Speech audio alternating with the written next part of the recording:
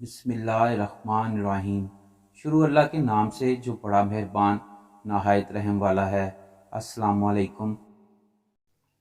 حضرت امام جعفر صادق رضی اللہ تعالیٰ عنہ کی بارگاہ میں ایک شخص حاضر ہوا اور پوچھنے لگا کہ کسی شخص کو دوسرا انسان اس قدر اچھا کیوں لگتا ہے کہ اس کے سامنے دنیا کچھ بھی نہیں لگتی۔ بس یہ کہنا تھا کہ حضرت امام جعفر صادق رضی اللہ تعالیٰ عنہ نے فرمایا کہ میں نے اپنے بابا سے، انہوں نے اپنے بابا سے، اور انہوں نے اپنے بابا سے، اور انہوں نے حضرت محمد صلی اللہ علیہ وآلہ وسلم سے سنا ہے کہ ہر انسان کے اندر اللہ تعالیٰ کی کوئی نہ کوئی صفت ضرور ہوتی ہے۔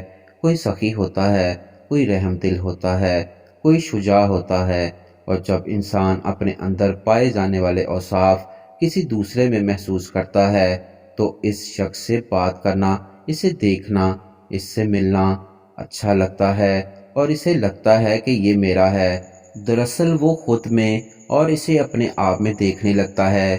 وہ اس کی کمی کو ہر جگہ محسوس کرتا ہے، اور وہ چاہتا ہے کہ وہ اس سے کبھی جدا نہ ہو اور اس سے دور نہیں رہنا چاہتا۔ اسی احساس کو زمانہ عشق کہتا ہے۔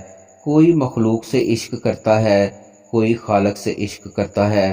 عشق دو طرح کا ہوتا ہے، عشق حقیقی اور عشق مجازی۔ اللہ تعالیٰ سے دعا ہے کہ وہ ہمیں عشق حقیقی عطا فرمائے، آمین۔